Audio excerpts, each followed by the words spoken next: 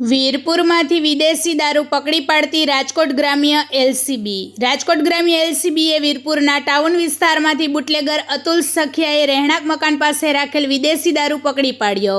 લોખંડના 14 જેટલા બેરલમાં દારૂ છુપાવેલ રાજકોટ ગ્રામ્ય એલસીબી દ્વારા બેરલને કટર મશીનથી તોડવા પડ્યા.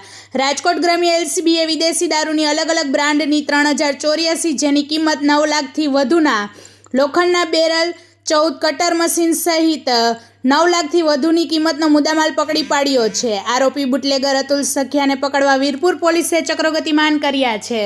રિપોર્ટર ભાગ્યેશ ડોબરિયા, વીરપુર. વધુ સમાચાર જોવા માટે અમારી યુટ્યુબ ચેનલને સબસ્ક્રાઇબ કરો અને અમારા ફેસબુક પેજ અને ઇન્સ્ટાગ્રામ પેજને ફોલો કરો.